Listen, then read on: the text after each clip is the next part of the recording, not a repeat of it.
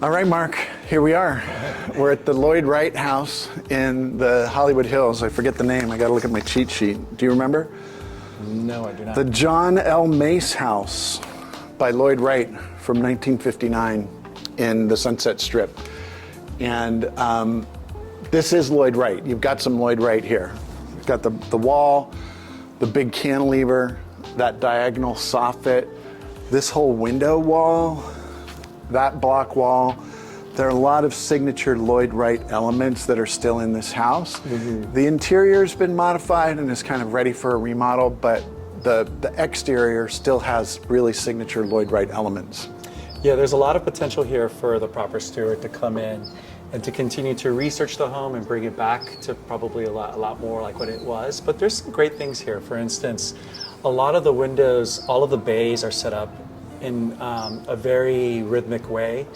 And then in addition to that, there's a datum point in the ceiling, even with the clerestory windows. The windows on the exterior coming in, there's a datum point there, and then the roof line carries through, which also you'll see there's a soffit that goes through that's like a block, a monolithic block that sits on top that feels like it's basically sitting on top of the home. You're absolutely right. And this kind of butt glazed corner condition, that's a Lloyd Wright detail.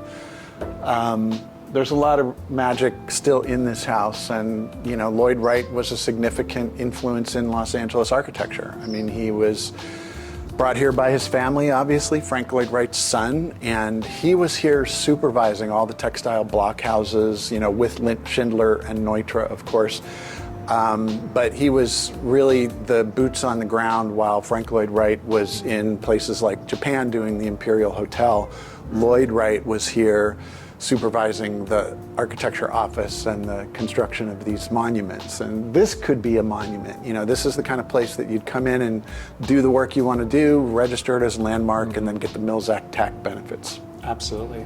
I agree with all of that. And then these panoramic views from the ocean, Palos Verdes, you can see all the way to the port. It's a little hazy out there today, but you can see all the way to Long Beach and San Pedro from here. One other thing that I forgot to mention that I imagine is a part of the original floor plan is you've got these split levels. So in the living and the kitchen, you're going up to the kitchen while the living room is down below. And then the same thing with this bedroom that you enter into, you're going up to come down. So experientially, at least, you've got some three-dimensionality that's happening. That's a good point. And, I hesitate to use the phrase compression and release, but you do feel compressed coming into the entry, and then it drops down to the living room and the bedroom. And speaking of which, even the soffit that we're under, as soon as you step over to the side here, you've got this huge release that leads you into the pool. Pretty magical. Yeah.